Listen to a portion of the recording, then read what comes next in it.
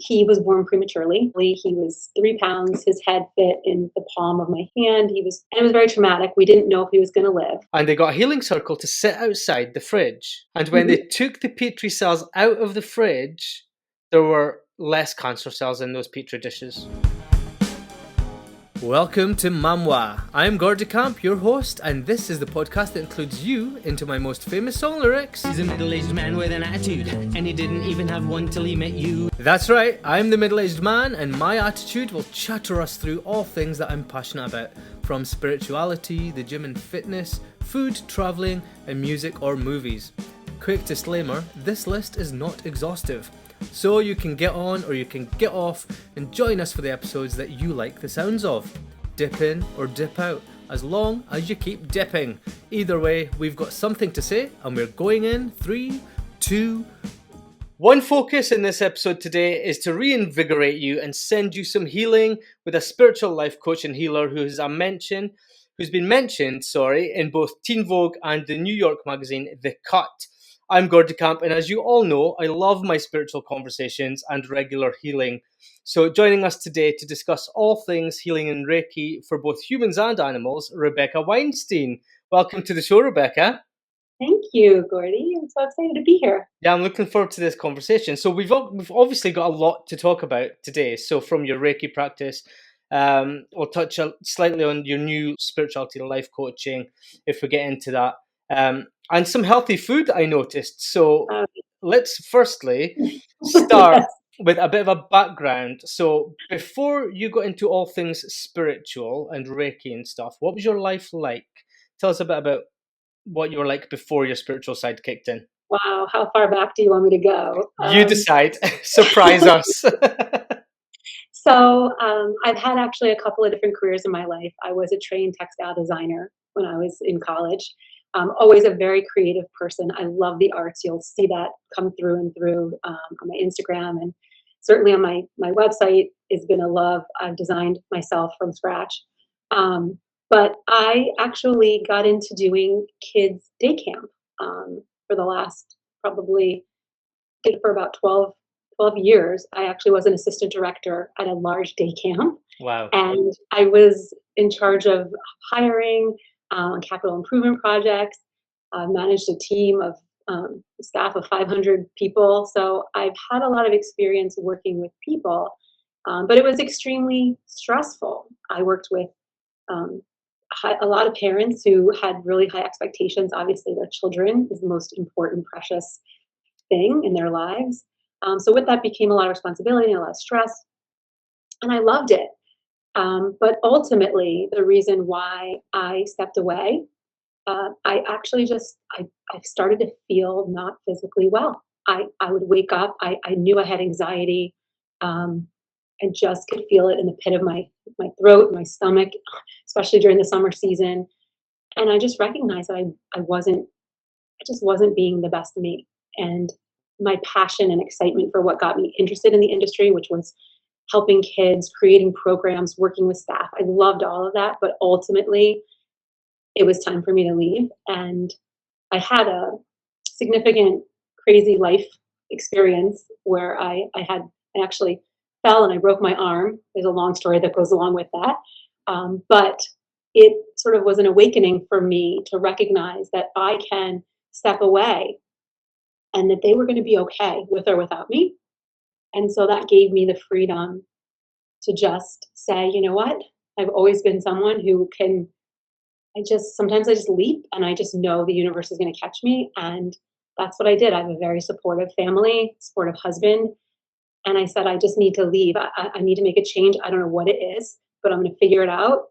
And I walked away from a successful career. People were like, my mouth just like, what? She's leaving? What are you doing? Yeah. Why? Where are you going? And it's like, I'm going nowhere. You don't have to worry. I'm not going to a competitor. I need to figure out me, and I need to do something that resonates with me and the person that I was meant to be, and what is my purpose. I think that was like the next steps. And then I took some time, and the energy work, and I can go back to it had been present in my life almost 20 years ago, and it's always been there.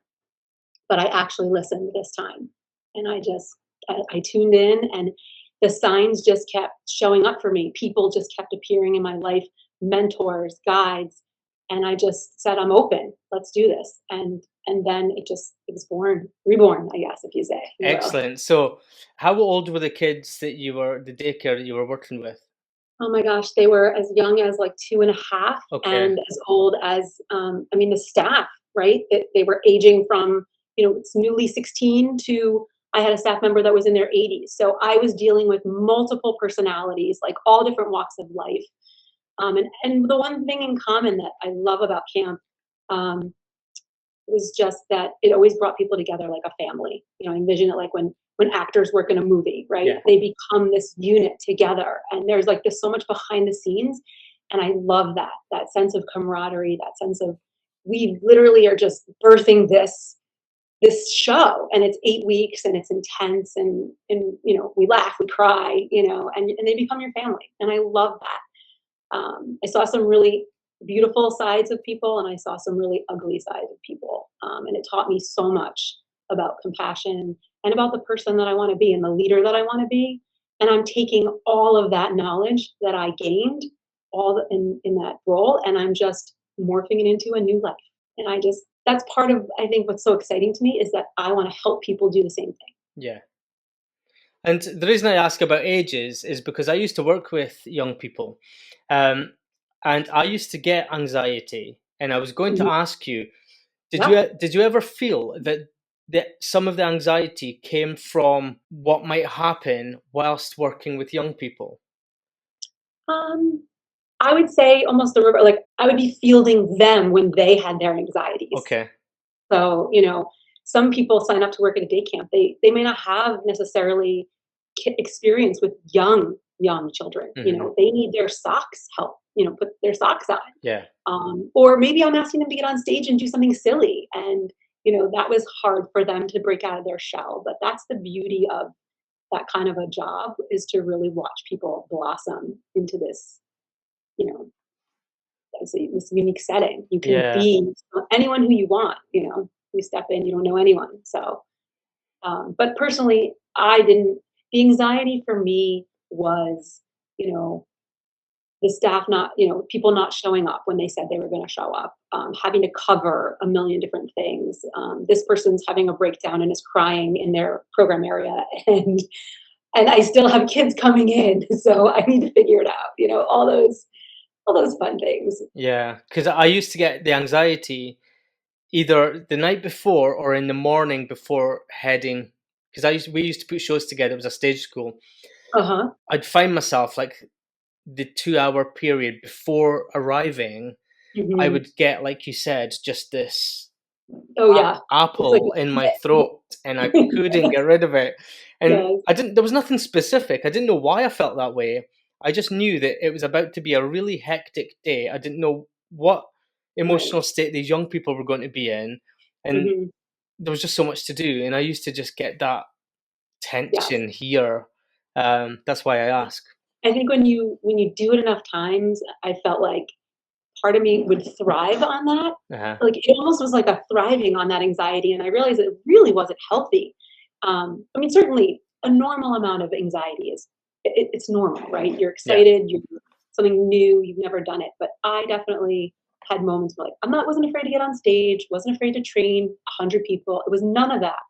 But it was you know, my job was I was a fire extinguisher. So whatever was going wrong was my job to put it out. And so after doing that for many years, you kind of just get to this point where you're like, I don't know if I need this cortisol level in my life. Yeah. So And were you already spiritual whilst you were doing that job? yes, Okay. I would always say that there's been this element of spirituality within my life. I cannot explain, other than saying that there's a sense of knowing inside you that you are special. Mhm.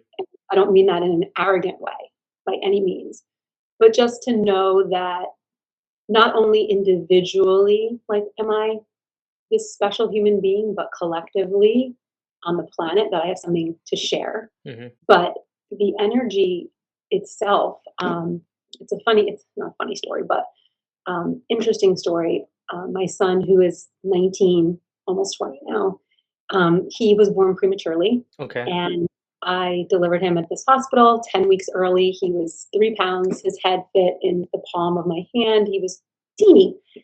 And it was very traumatic. We didn't know if he was going to live. They kept coming into my hospital room, having me sign paperwork, and his lungs are collapsing. This is happening. This is that, and it was just sheer terror of just, oh my God, this child may not live.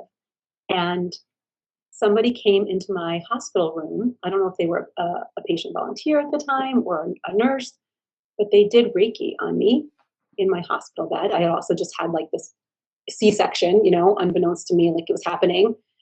And it was so calming. And it just felt like in a moment of just sheer like panic and terror, it just was so peaceful. And that was my first experience with it. And it was like, oh, this is incredible. This is interesting. And just kind of like, okay, things eventually settled down with my son. He lived. He's strapping 19-year-old boy off to school. But it was always an interest. So then I started taking some courses, and all while I was doing these other careers, I did the classes and I learned and I practiced. But it was always in like my back pocket. And I thought it was just something that I would have for me. Never did I expect that I would just make a life change and make this something that I would basically turn into my life's purpose / it is a career, but it's about touching other people. So I mean that spiritually, emotionally, not just in a physical sense. I'm currently having a bit of a moment because, like, just for the listeners, there's no way Rebecca would know this, but I was born prematurely. Really? My mom had me with a C-section. And I was 9.5 weeks premature, and I died 3 times in the incubator. And this is one of the things that I say the word blame, and I use that term loosely, but I blame my spirituality and my connection to other realms on the fact that you survived. I died 3 times, and I'm so attached and tethered to something else. But like, again, what the listeners will know about me is that, because I've mentioned this, my mother every birthday tells me that you shouldn't be here because you died when you were born. And every year she would remind me as kind of a note to remember how special you are and how much you need to take life by the horns and run with it, type thing. I say it to myself all the time, like, there is a reason that you are here. Yes. There's a reason. And so if he gets down on himself or he has a feeling or maybe he's not feeling so great, I just say to him, like, there is no coincidence that you survived. Yeah. And does your son have like a massive intuition? I think he sort of he did when he was younger. I think as he's gotten older, he's kind of just putting it to the side. He does let me do energy work on him. I recently taught him how to meditate, and it's funny, like, teenagers are kind of, he's a sophomore in college. Like, it's different when your mom does it. Like, you're just trying to, she's the weird one in the back. But then he called me yesterday and he told me he meditated before his first day of classes. So, like, it seeps in slowly. Yeah. They don't think it's cool, but the beautiful thing about meditation as well is it doesn't need to be done in a quiet room with an soundtrack attached to it. And I try and kind of remind listeners about that when I have these meditation conversations. So you had Reiki done to you, and did you remember that? Like, what prompted you to get into Reiki when you decided to leave the career? That kind of sparked my, okay, this is like a journey into holistic care. Like, there are other options. I also will tell you, I come from a long line of pharmacists. My father was a pharmacist. My grandfather was, my uncle. So everyone in my family is all about, like, growing up, oh, that doesn't feel good. Here, there's a pill for that. Or, you don't feel good. Okay, here, have that, and there was comfort in knowing my dad could take care of me. But as I've gotten older, I'm more about the understanding that our bodies were meant to heal themselves. And I'm not saying like you get in a car accident, look, when I broke my arm, like I needed surgery. But in an instance where things are, you know, when you actually listen to your body and tune in, it gives you signals, it gives you Hmm. messages. And I recognize that there was a better way. Um, this was back, so obviously I was a new mom back then. My kids were growing. I have two children. Like my kids were growing. And as with anything in mommyhood, like these things pop up, like you don't feel well. We probably stress ourselves out too much. We're not sleeping. We're not taking care of ourselves. So I've had a couple of different things happen in my body, and regular, I'd say Western medicine failed me. Like I didn't have answers for some of the things I was dealing with. And so every time I chose to go on the natural path, whether it was seeing a naturopath or a physician that leaned more on the natural side of things, I felt better. And I couldn't argue with that. And so, again, when I took, I went to do my level 1 and I did my level 2s for Reiki. The more I practice it, the more I worked on myself, the better I feel. I work with other healers. The more we work on each other, like the more incredible I felt. So I couldn't deny that. And then did you Mm. kind of start practicing on people you knew, or did you just kind of throw yourself in the deep end and start a business? How did you So transition? that was a great question. And so that was like my first level 1 was like over almost 13 years ago. It's actually right before I got into camping.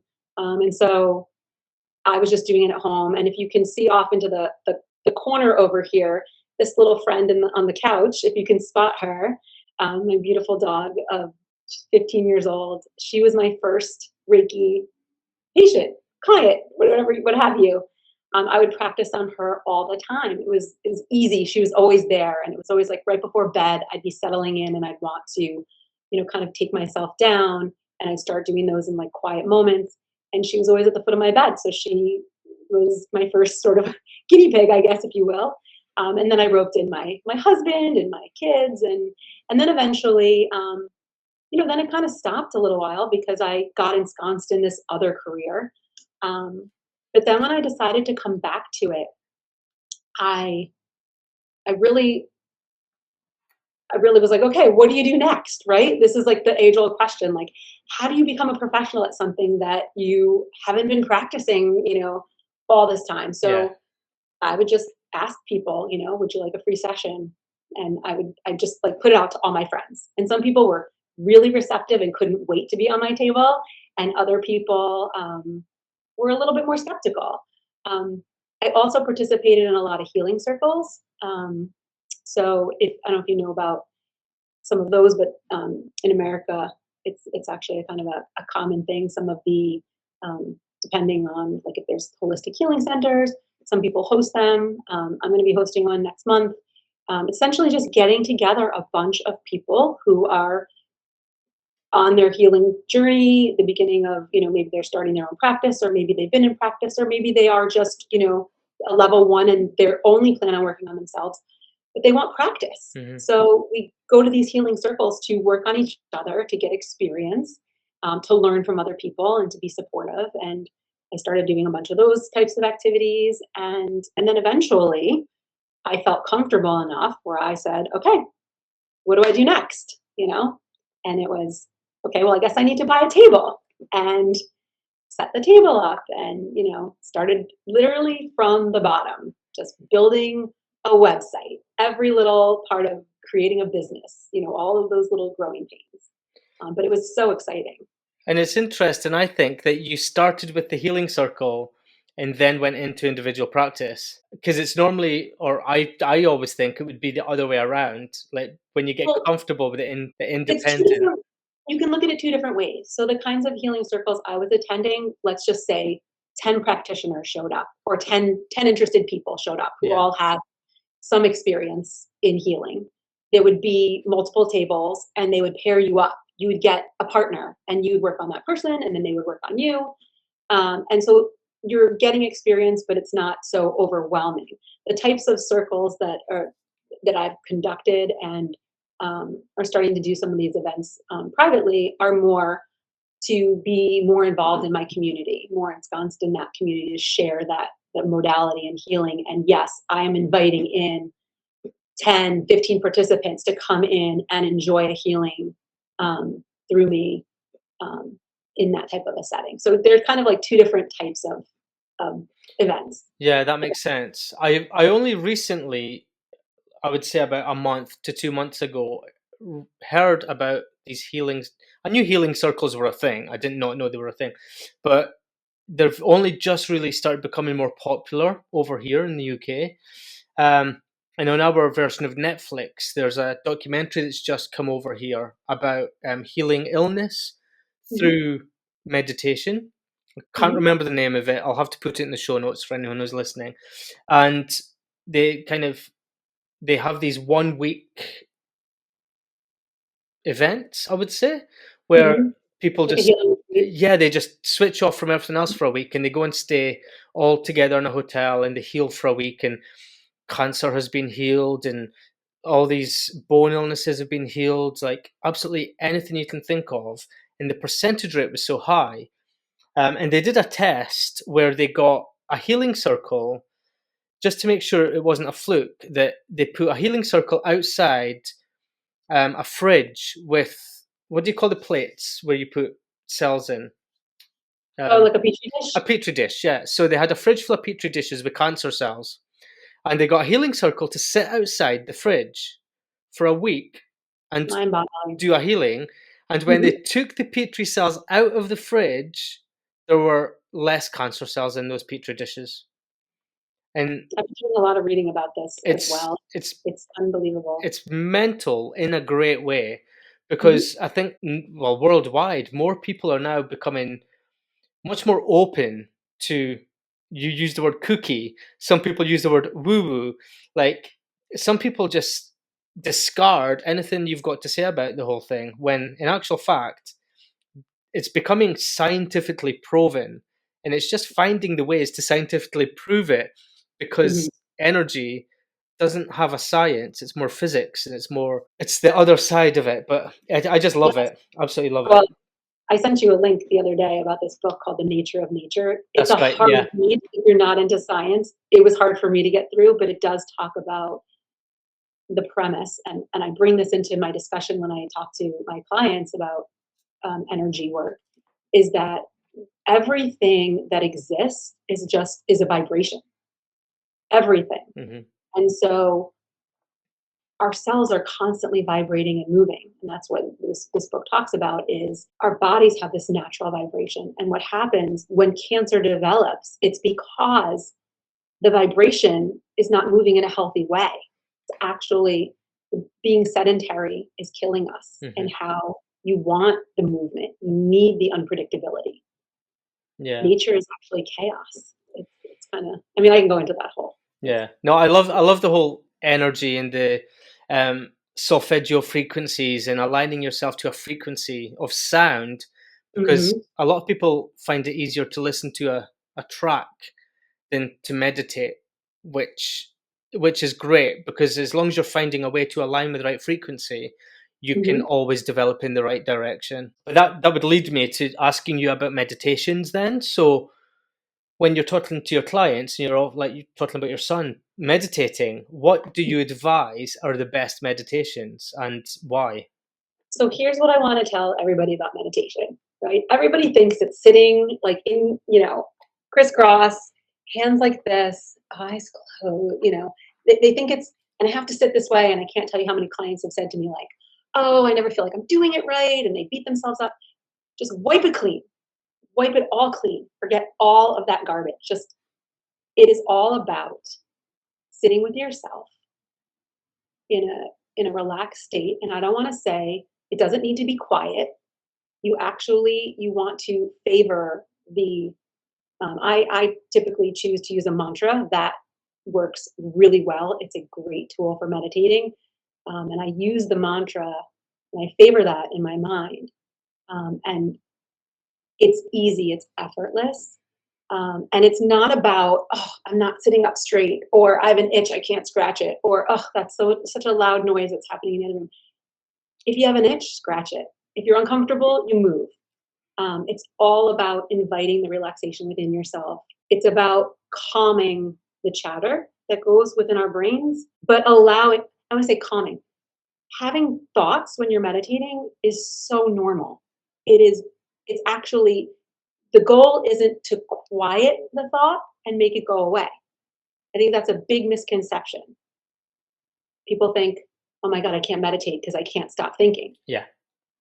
The goal is to actually welcome the thought, allow it to move, recognize it, not to judge it, and then let it go. And even if another thought keeps coming, you just let them come, and eventually,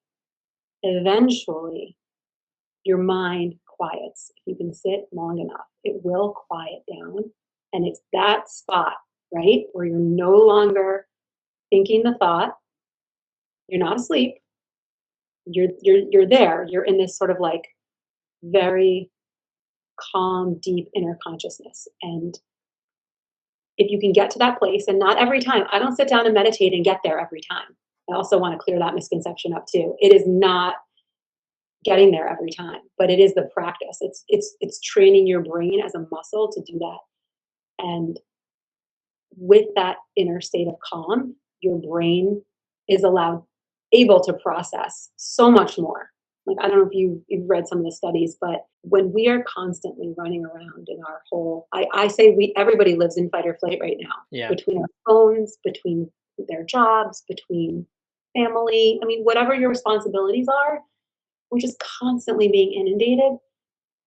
And what the meditation does is gives us that reprieve, gives us that time to reset and allow ourselves to come into calm. The same way that the energy work, the only difference is with the meditation, we're doing it ourselves. When people come for a treatment with me and they come for a Reiki session, I'm essentially taking them to that place. Instead of having them do it themselves, I'm bringing them there faster. I'm getting them, we're sort of like cutting out the middleman. But when you're not busy defending and fighting and flighting, you think more clearly. You're able to process what's going on around you just with a better, clearer picture. And so I'm a huge proponent of meditation. It's changed my life. I love it. I could share it with the world. Yeah. DM me. I'm happy to give you tips. I'm happy to teach you how to do it this way. So I call that area that you're talking about is when the thoughts have not subsided, but when you get between the thoughts and the silence. I call that my holding area, because at some point something's going to come in, like when you're waiting for a doctor and somebody comes out the door and says, "Oh, you're ready now. Would you like to?" Like you get those few minutes where you're just like, "This is perfect," and then a thought will come along. Yeah. And it's just, I call it my holding area for that reason. But again, there's always thoughts, and being able to do it at any time. Like for me, I've got this practice where I like deep house music. I think it's kind of like binaural beats, but it's like, it's low, it's calming, it's not full dance music, and there's videos attached to it of waves and just calm water and waterfalls, and I can put that on in the background, and I'll just sit on my sofa and I'll just listen, watch the images, and try and get into that zone. Sometimes closing my eyes doesn't work. I like to still be present with nothingness. I love that. But I look at the thing, and I say this to anybody who walks through my door and meets with me. There are hundreds of modalities. And it's the same thing for meditation. Some people like guided meditation. Some people, they like the, sound healing, or, just how you described. Some people like the mind control method. Some people do TM.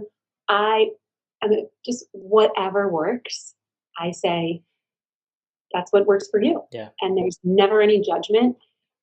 It's like flavors of ice cream, right? Like everybody has different flavor that they prefer. And I say the same thing. Reiki is just one modality. The way that I meditate, one modality. You try it. If you like it, you do more. If it helps you, amazing. But do not stop your search for what works for you, because there's something out there, And you're right. Everyone's trying to get this perfect situation that they have a perception of meditation where, like in every picture, when you Google meditation, every picture, everyone's sitting in the same position, everyone's trying to align a chakra of some sort, and everyone's surrounded by the same things. Like I know. that's what people are aiming for when they start the first time. That's what I used to aim for. Yeah. And I think for me, the fun part is to just like help people just wipe it all clean. Like there is a zero expectation. I want a zero barrier to entry for everybody on this planet. Like I would love it if, companies made it mandatory.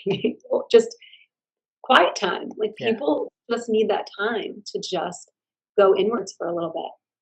And for me, everybody experiences different stuff. I'd love to hear how you feel when it's happening for you. But for me, the more I practice, sometimes I sit down and it's like my body's like primed. Like my hands start to tingle. Sometimes my feet will tingle. And then sometimes I could spend the whole 20 minutes of meditating just having thoughts, but I still feel calm when it's over. And sometimes I get to that place where I do have that feeling of transcending. But what's interesting that's developed for me, and everybody's different, but the creativity spark, like the ideas and the things that I feel are inspiring, they're happening for me in the first like 5 minutes of meditating. When my thoughts are coming in, they're inspiring thoughts of things that I want to do, whether it's like in my practice, in my personal life. And it's like I almost want to have a pad and paper next to it so that I don't forget when I'm meditating. But it's creating this sense of creativity, which how often do we sit and allow ourselves to just be creative? Yeah. Unless that's you're being paid to be creative, but typically it's for someone else. Well, I'm very much like you. I'm creative as myself, and I took a few years out, and I got into habits of just getting stuck in life, and I wanted my creativity back, and that's when I started the podcast. That's when I started my website again. That's when I started making music properly. I just went and did everything because I had a few years where I just like life took over. But like you say, when I get those ideas, when I get those motivations, and I don't like that word motivation because motivation doesn't exist. It's like a spark. Yeah, we just have to get things done. So I started, like you say, I made sure I did make a note of it, even if it was on my phone. I just made a checklist, and when I've got the time, I work my way through the checklist. Because if you forget, the likelihood is you won't get it done. Right. Yeah. And I've always got something to work on now. You feel it comes to you when you're in that state. Yeah. And sometimes, like, I wouldn't advise it if it's not a meditation, but when I'm driving in the car, and everyone at some point has a moment where like, how did I get here? They've been driving for 20 minutes, and I'm like, how did I get here? Because they were on autopilot. And I kind of utilize that time. Instead of zoning out, I make sure that I'm conscious but peaceful at the same time. Because it's wasted time otherwise. It's just wasted time. I'm in the car on my own for an hour to work. Like, what else can I do with that time? Absolutely nothing. So I'll listen to a manifestation or soundtrack, or I'll listen to something that gets my brain going, and I'll get loads of ideas. I get loads of things that make me feel alive. And then never wasted time. Exactly. And then it's like an hour of productivity, momentum. Like, it's just so funny when I put on that motivational, whatever it is in the background, if I'm driving and someone cuts me off and my kids are like, did you just see that? I'm like, yeah, but it really doesn't matter. It's fun. Like, it's a different mindset. And I'm not, I was not, believe me, I'm a normal, I would say suburban housewife, whatever you want to call it. I mean, I'm like that. I'm like the chick next door, right? Who, I've done the PTA. I've always, worked part-time or full-time when my kids have, as they've grown up. And I'm just recognizing this part of myself. And that's the beauty. And I also want to bring that back to you. It's like, it doesn't really matter when you decide that you're awakening. Like, it doesn't matter. Like, you can do it today. You can decide 5 years from now. It doesn't, You can't look at it and be like, oh, I'm not that person. Hmm. You can be whoever you want to be. You can literally 5 minutes from now decide you want to be a belly dancer, and you can be if you learn how, right? I just feel like there's nothing stopping us. And I talk to so many people who have this block in their mind that they can't do things. And I just think it's garbage. And I know this, I think it's a famous phrase, but I don't know where it came from. Comparison is the thief of joy, Yes. because you're comparing yourself to somebody else instead of saying, well, my journey started 20 years ago.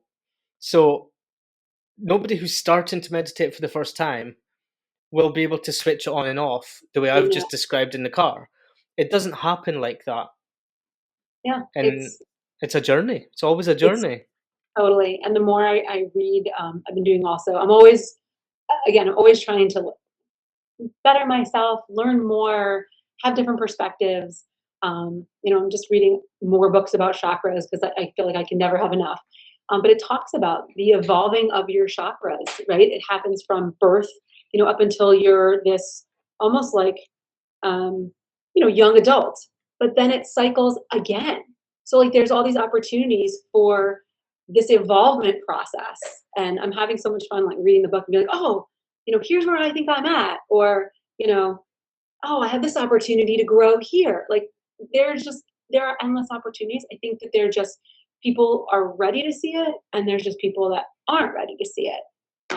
And I kind of put myself in the, you know, I'm also evolving and changing and growing, and I get excited about working with people who are also at that point. Like they know they need something, they know what they're doing is not working, and they don't know how to change it. And that's where I feel like the energy work and the spiritual coaching stuff comes in. Just it helps them, helps move energy, Yeah. bring them along their path. And then like when you get into energy then, so when you're talking about vibration earlier, I think this is Mhm. perfect when it comes to energy, because everyone's trying to achieve something in their life, even if it's not spirituality. That's where vibration comes in for me. Like, what's your vibration practice, and what advice would you give to somebody to use vibration and their energy who who want to achieve a specific goal? I know the vibrations are different for each goal, Mhm. but how would you advise on the practice? So I think it depends. I mean, certainly, I guess the person, if the person came to me and said, look, I feel a heaviness here, or, I've been through a specific, some kind of trauma in my life. We can look at different areas where we think that trauma sits. There's definitely different kinds of practices that people can do to kind of open up that energy. When I'm doing, or if someone's coming to receive energy work, I'm allowing the energy to pass through me and hopefully try to open and flush out that kind of area where it may feel stagnant.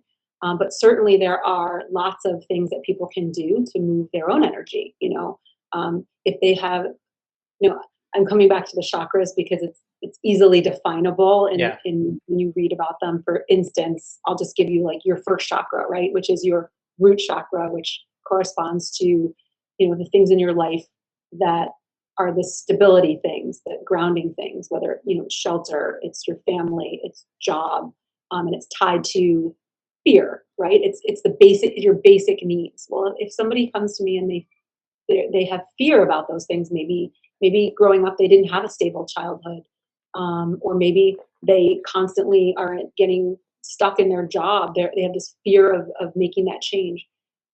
Certain, like you said, vibrational or grounding practices. I mean, being out in nature is super grounding. Um, they could use crystals if that's their flavor. It's really up to that person. There's definitely yoga poses that help open that energy up. When you're meditating, you can place your hands in certain areas, and just welcome that shift. And also visualizing, very powerful. People do not do this enough, but actually, and you can put on music, like you said. We talked about like the solfeggio, frequencies. Try different things that work for you. Um, move your body, dance, jump up and down, scream, all of these things move our energy. You ever have like do that where you're really annoyed and frustrated about something and you just kind of Yeah. and you just, Shudder until it goes yeah, away. yeah, and then you let it out and you feel better, right?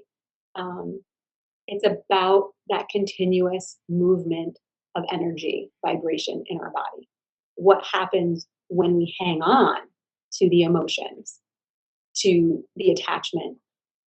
It is then stored, whether you realize it or not, subconsciously, you are storing that in your body. And what your body begins to do is create this armoring effect where it is sort of like almost protecting your body so that it can kind of go on. Hmm. Um, and whether you realize it or not, you're actually affecting your breathing, how your heart is beating, maybe how you're carrying yourself, um, and it starts to manifest. You get these, I have lower back issues, or never feel like I can take a deep breath, or I don't understand why I get these headaches. It's this pent up stress in your body that you're not relieving. It's the energy. It's not moving. So Another useful area is to match energies or shared energy. So when mhm, somebody makes you feel good, let's spend more time with those people. If you don't feel you're in the zone, if you don't want to be isolated, share mhm. those energies with people who make you feel good. Like It's so lovely important. Amber in the background, having She's a just nap. dead. Um, like for anyone who doesn't know who Amber is, that's Rebecca's dog who we were talking about earlier. She's absolutely gorgeous. Thank What you. breed is she? She is. They call them Carolina dogs, but they're really mutts from the deep south. She came from Mississippi. Okay. They evolved from the dingo, so they have these big, giant dingo ears. Yeah.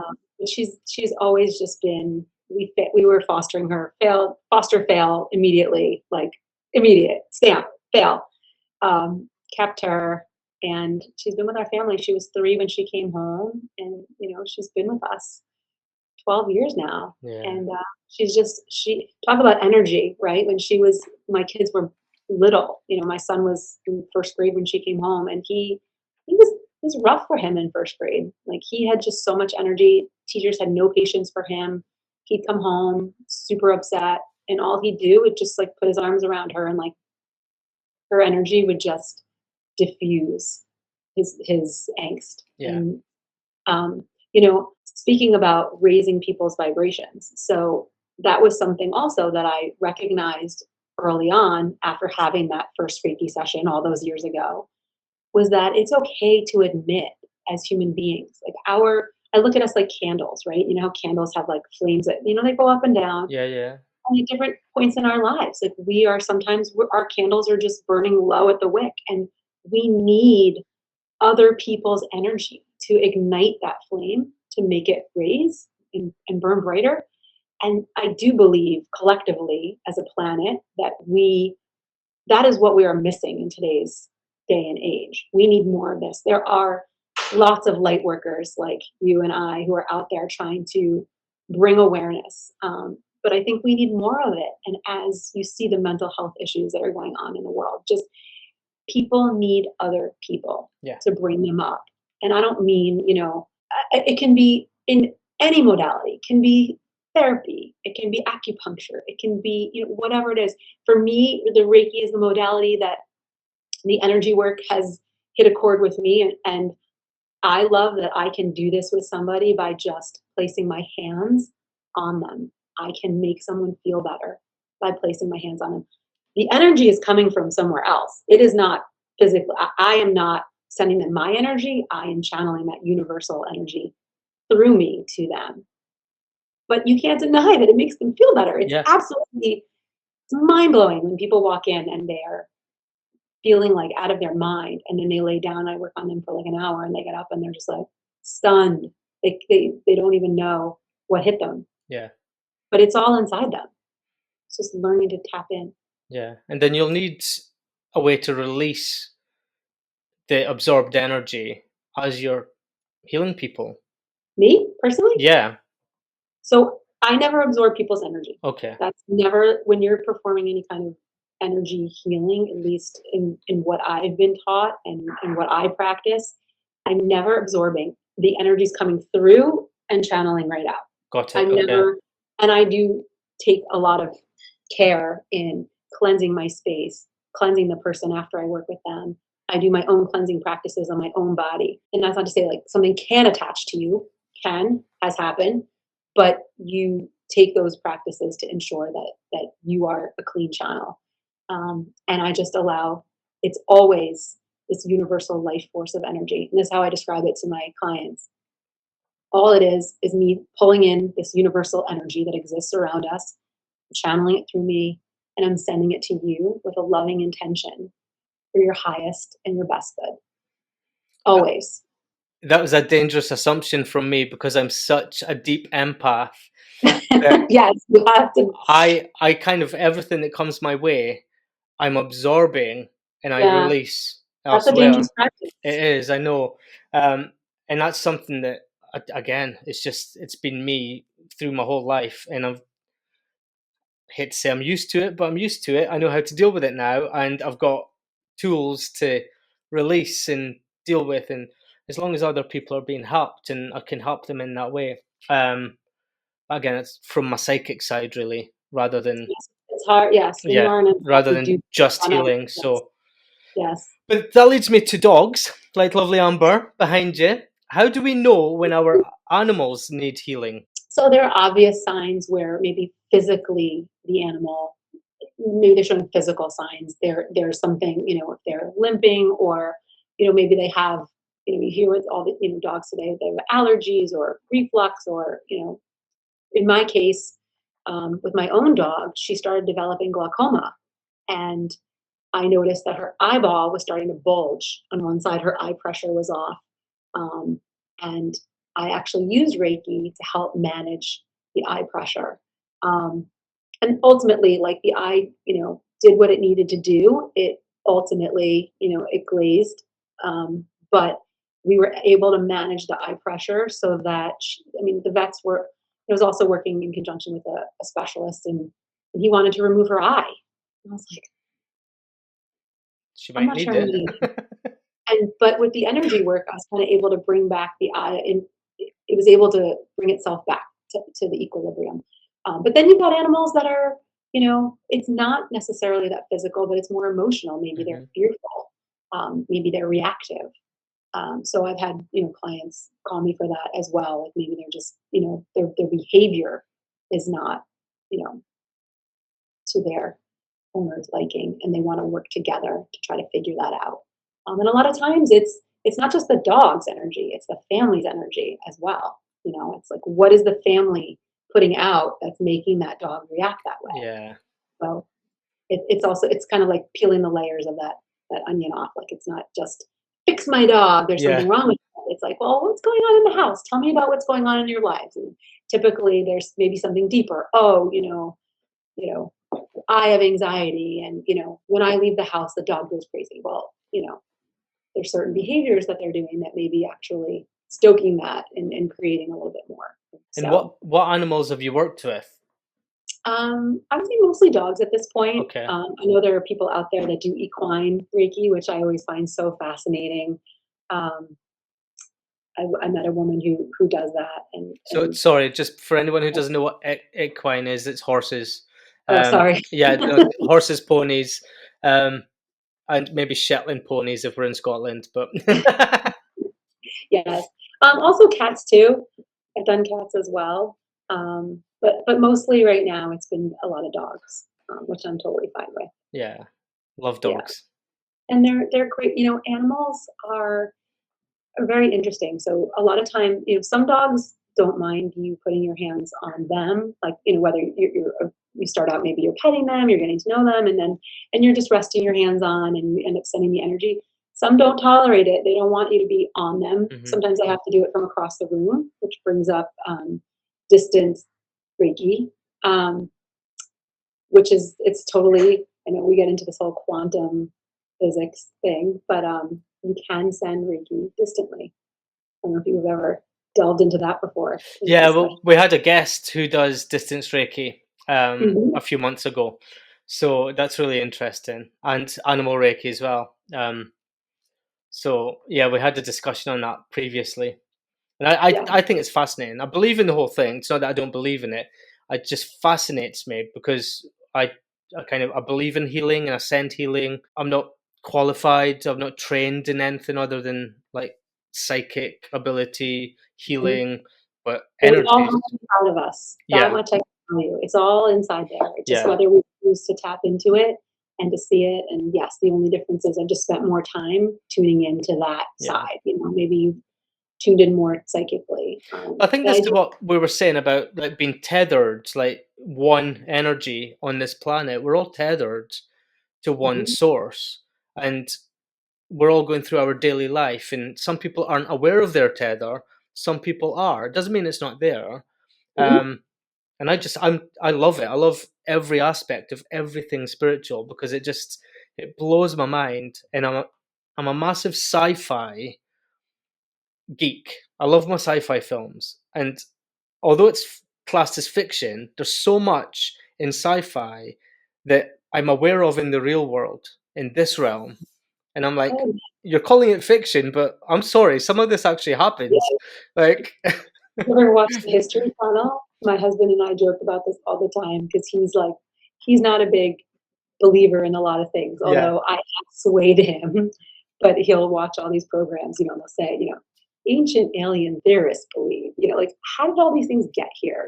There really isn't an explanation, yeah, right, of how these people created all these things previously without modern day machinery. yeah, yeah, So there's probably a lot more there than meets the eye. So yeah. I've watched I a love few it of those doing as it. well. I love those. I love it too. Yeah. So that leads me then to your health food. Um, you've got some recipes on your website, and my seamless link, and I've messed it up now, but this was my seamless link because I'll hate myself if I don't say it. So, just like most dogs, I'm always hungry, and you also have healthy snacks and meals on your website. So, tell us a bit about your tell us a bit about your healthy I love the lifestyle. shiny. I love the lead in. So also, in addition to being a creative person, I'll always have this artistic side that I want to share with people. I also love to cook. I love to cook. It's also a form to me of artistry, creating. I actually used to make hand decorated cookies many years ago. I love creating things for other people, and especially what they can enjoy them. I love to share, and I'm all about like finding things that taste good, that are mostly healthy or that you can modify to make healthier, and just creating that. To me, like food is love in some respects. That's Yeah. just who I am. And so I was just, it's just another thing that I just felt like I wanted to share about me. So I post them on Instagram and people will be like, oh, where's that recipe? And I was like, you know what, let me put it in a neat little place where you guys can find it if you need it. And so I've just been like slowly adding things that I've made for myself and for my family that we enjoy. Everything I take is recycled from other people, so I never, claim personally they're not mine. I usually, denote where I got it from, Yeah. and just, give them credit for it. But I love just finding things. I'm a huge Pinterest fan. Well, I was thinking your recipes are all very healthy, and I love a good healthy food, so I'm going to try a couple of them out. But the one in particular I want to ask about was the Reiki granola bars. Oh, the granola bars. Yes, So, those are a what huge hit. makes a granola bar Reiki granola bar? So I don't know if you also saw on my website, I have like an area that's like upcoming events that I'm doing. So a lot of the work that I do, in addition to private client sessions, is I'm really involved with the community. So I host a lot of events, whether they're in my healing space or I'll partner with a yoga studio or an art gallery. And I'm trying to bring myself out there. A lot of it's connect with people and share this love and this passion for healing and help people understand that there are better ways to work with our bodies. And sometimes at the end of these events, I will bring homemade tea and granola bars. And so they became the Reiki granola bars because I'd bring them to all my Reiki events. And people would eat them and be like, oh my God, these are amazing. I'm like, I'll send you the recipe, don't worry. And so, yes, but you can Reiki food. You can Reiki pretty much anything. Yeah. So you can Reiki your own granola bars and make them, Reiki.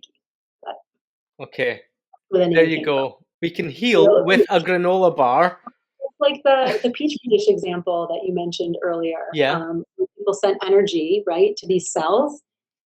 There have been studies that have shown, I don't know if you've ever seen these videos, of course the name eludes me at the moment, the name of the scientist, where they took 3 glasses of water and they said to the first one, they said horrible things to it.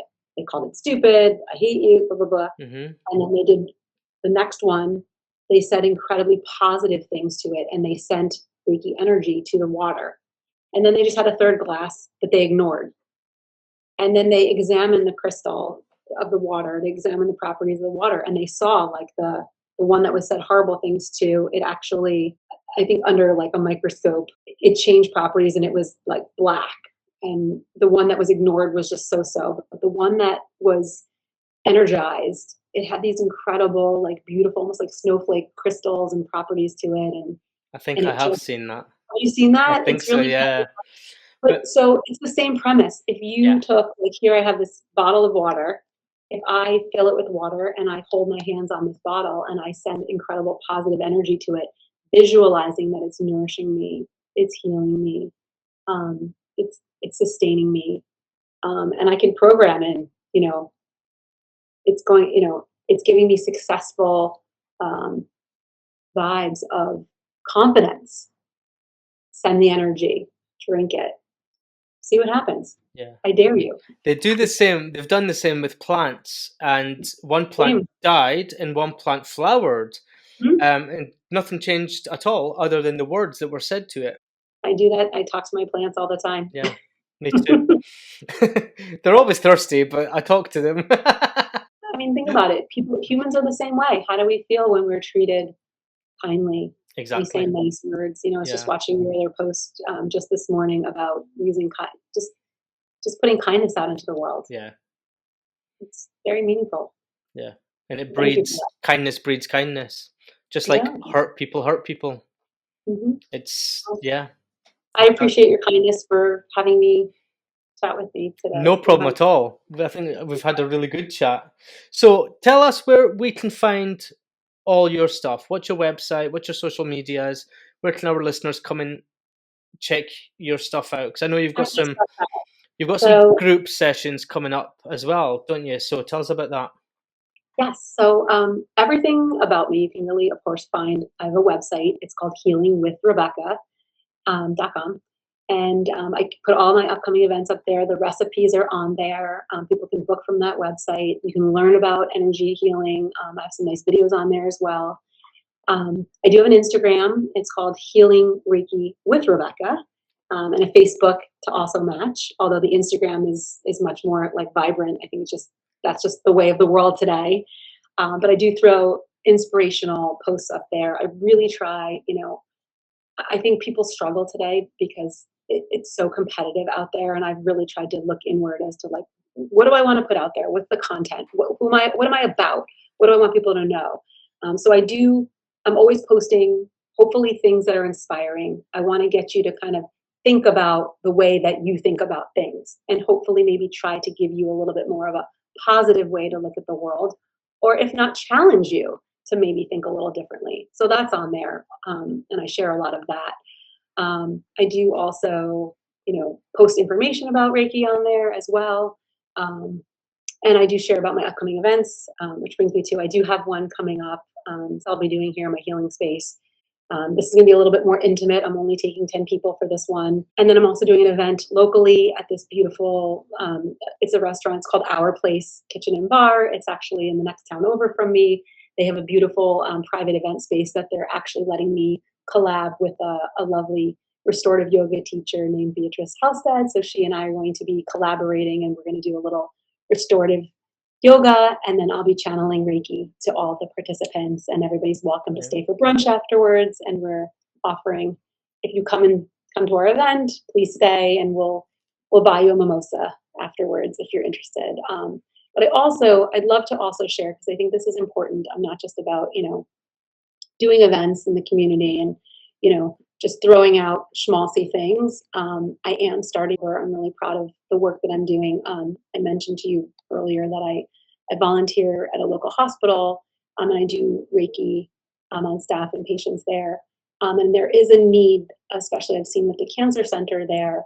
Reiki is a great tool for people to use who are going through cancer, chemotherapy, wherever they are in their journey. So I'm actually I'm doing it in my healing space. I'm really excited about this.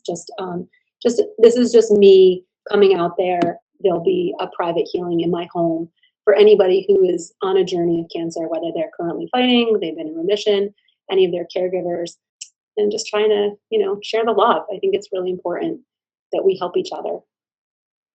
Definitely. Thank you so much.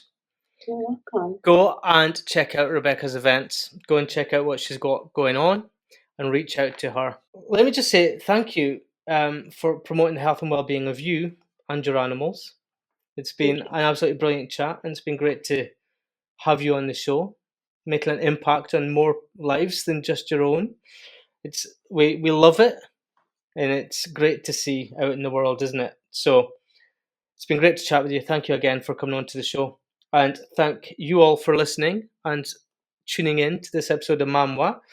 Don't forget to subscribe to the podcast as well. Stay tuned for future episodes and follow us on Facebook at Gordy Camp TV and at Gordy Camp on Instagram and Threads. And until next time, stay well, stay positive, and keep meditating yourself towards a healthier and healed future for you and your fur babies. Take care, guys. Bye-bye.